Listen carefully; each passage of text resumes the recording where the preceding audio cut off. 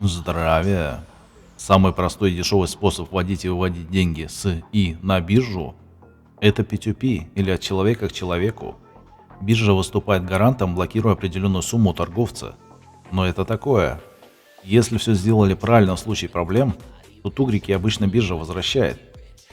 Еще проще напрямую с карты. Но это только там, где нет Путина. И в этом случае ты сразу попадаешь под радар налоговой. Некоторые юридически безграмотные этого очень боятся. Но это самое последнее и вообще не проблема.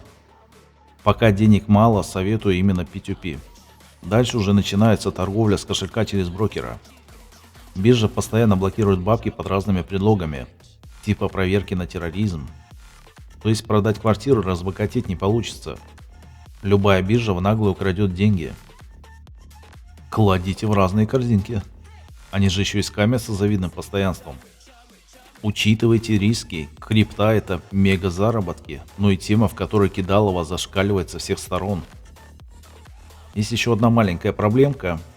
Выродки недавно высрали закон, из-за которого любой мудак переведет 100 рублей на карту, а затем позвонит в банк и скажет, что его вынудили и вам блокнут счет.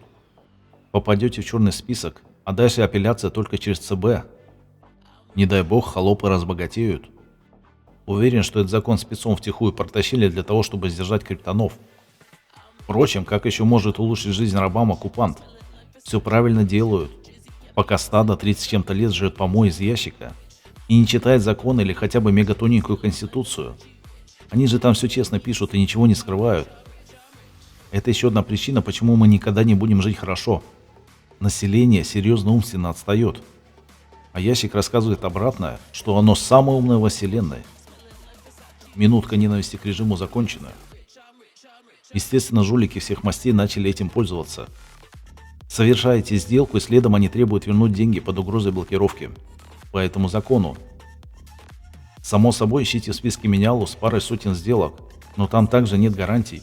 Он может покупать карты, а за ними сидит мошенник. В этом случае немедленно следует осаживать таких клоунов. Чаще они берут просто на понт, поскольку если они будут светиться без остановки, то это сулит проблем. Первое, что следует ответить, что немедленно пойдешь писать жалобу в прокуратуру на тему УК 163 «Вымогательство», и что данные уже засветились при переводе. Найти хозяина карты будет просто. А не забудьте также написать жалобу на менялу на бирже, поскольку требовать вернуть средства могут не напрямую. А если все же блокнут счет, то я бы следом писал жалобу в ОБЭП, или как он там сейчас называется, по борьбе с финансовыми преступлениями. Вроде ГУЭП и ПК. Р2Д2, короче. Кокаиновые зайчики придумывают аббревиатуры на тему того, что кража денег банкам. И подавать жалобу в ЦБ регулятору на банк, мол, отказ в обслуживании банком. Их за это смачно штрафуют. Об этом в первую очередь следует написать в банк и потребовать подтверждения законности требования причины блокировки. Где могу ознакомиться с законом с подписью Путина и президентской красной печатью и цветным гербом на законе?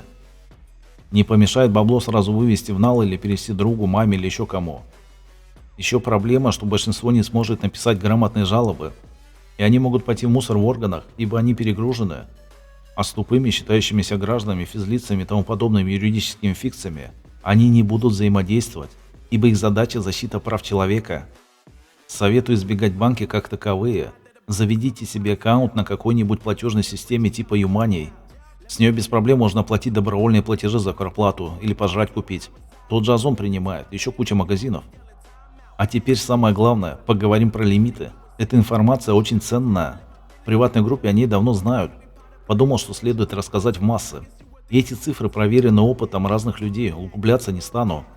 Самая нижняя точка – это 15 тысяч билетов Банка России или $150 по текущему курсу. Платежи ниже никого не волнуют и не контролируются. То есть вывели, скажем, $140 на Юмане и оплатили квартплату. Вывели еще раз, заказали еды. Но дорогие покупки уже не получится оплатить. Здесь либо на карту рисковать, либо через менял, которые берут по $200 при выводе в нал. Более идеальный сценарий – найти ребят, которые выводят бабло за бугор. Там без комиссии будут переводы, но там также речь про большие бабки. С вводом проще, можно не париться. Но также, чтобы избежать блокировки перевода, следует оставаться ниже этой суммы. И желательно не делать переводы на южные фамилии. Впрочем, это тоже не факт. Сраный Сбер может просто докапываться. Со своей гиперопекой. Придется звонить, или они сами позвонят. При последнем таком случае сказал, что все в порядке. С меня никто не вымогает. А за что перевод не скажу. Все получилось. Впрочем, вижу, что Сбер уже везде удалили с P2P площадок. В банке полная. Ох, чуть не ругнулся. Следующая отметка, ниже которой следует летать, это 300 тысяч не денег. Или 3000 долларов. Финмониторинг отслеживает операции физлиц свыше. Правда, на 100 удобно умножать. Пару лет назад было 70. Инфляция 4% по ящику. Ржу не могу. Цены за это время умножились минимум на 2. Далее банковские проверки начинаются свыше 2 миллионов.